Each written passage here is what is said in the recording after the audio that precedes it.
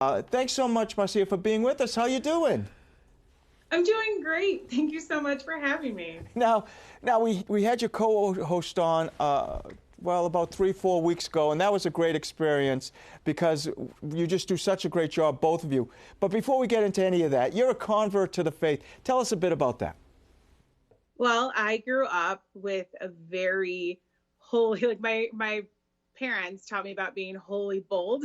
So I have this holy boldness. And so I grew up Protestant, and where my faith had a great foundation. And growing up in Chicago, I went to Catholic schools because of the education system there. And with my holy boldness and my Catholic education, I realized that the great place for me to live out my faith for the rest of my days was through the Catholic Church, and through a lot of prayer and asking for prayers and reflection. I decided to become Catholic when I was 20 years old.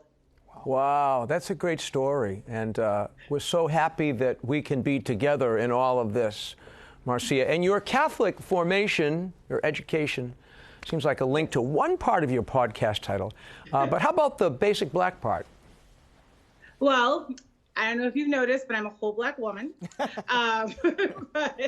So that's part of it, because Shannon and I are black Catholics. But we talk about being basic, where we, like pumpkin spice lattes and white Converse and Taylor Swift. We actually did a whole episode on Taylor Swift for our Patreons.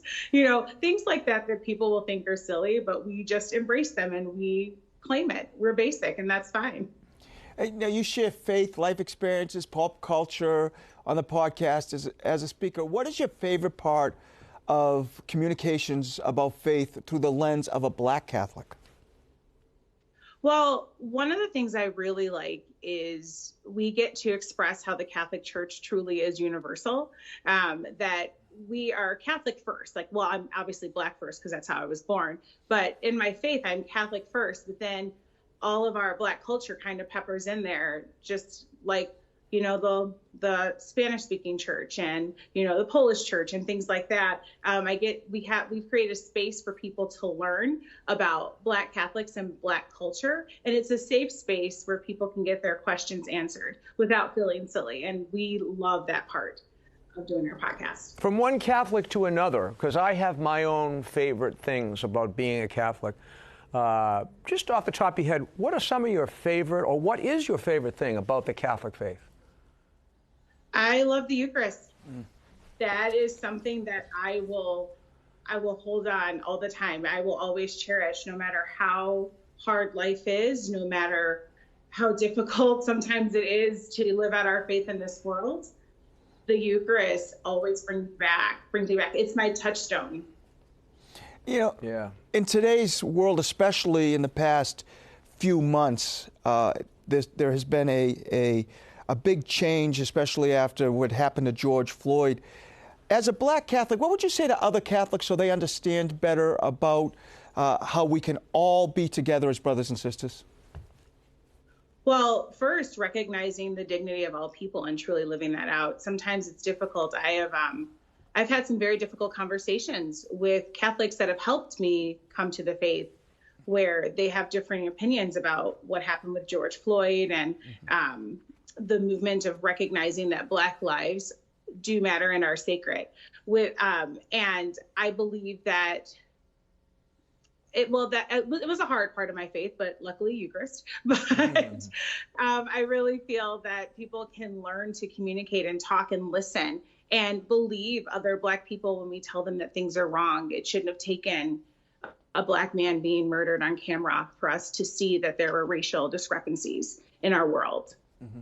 I got to tell you, just opened up those dialogues. Mm-hmm. That's such an important dialogue. I hope that you keep it up. Keep having that conversation with all of us, because it's so important for us as a church and as a society. By the way, back to your love for the Eucharist. I'm just been reassigned from one parish into another, or actually from two parishes into two other parishes. And I've received a number of notes from people of all different ages, and they thanked me for being there. But the thing they were most grateful for is when I first came into the parish, I moved the Blessed Sacrament back into the center of the church, in the main church. And it was that one action for which everybody was most grateful. And it doesn't surprise me. I bet it doesn't surprise you. No, it doesn't. That is the best part of sitting. I don't usually get to sit in the audience at church because I'm a cantor, but being there and being able to gaze upon Jesus in hard times it's so important because it's so central to our faith. Amen that it to needs that. to always be there as a constant reminder. So I do a podcast too, and I just love doing it. I do it with Kevin, who also sings, by the way, in church. But what do you like best about doing the podcast? Two-part question. And secondly, when people listen to your podcast, what will they learn? Well, first they will learn that Shannon and I are a hot mess, and we embrace that.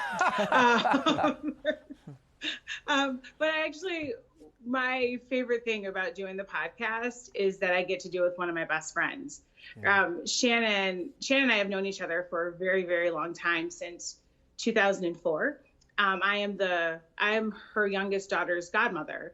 And I sometimes, if we didn't have the podcast, we're both so busy that we wouldn't get to check in. And it's been really great for our friendship and for both of our faith lives. And that is the best part about it. I also think that people will learn that there's more than one way to serve the church. It's not just about, making sure you're Eucharistic minister, even though that is a great ministry, or, being involved in things like that. It's also using your voice to speak truth to power, and using your voice to affirm others and to affirm the Catholic Church, and living for our beliefs and living for Jesus. Well, I have to tell you, Marcia, she said the same thing. It was great being with her best friend on there too. So, hey, so we put a lot into this brief interview. We hope you can come back to the show and do it again. I know you speak at conferences, all sorts of things like that. Where could people learn more about your work? Well, they can follow me on Instagram at stylishlycia. I like to say that I have snazzy outfits with a side of truth bombs.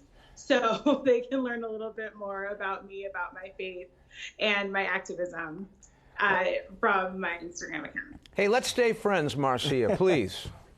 Yes, that would be great. Okay. Wonderful to meet you. Thank you so much for having me. Wonderful to meet you. Hopefully we could talk again. Marcia, have a great day. You too. Bye-bye. Bye. God bless.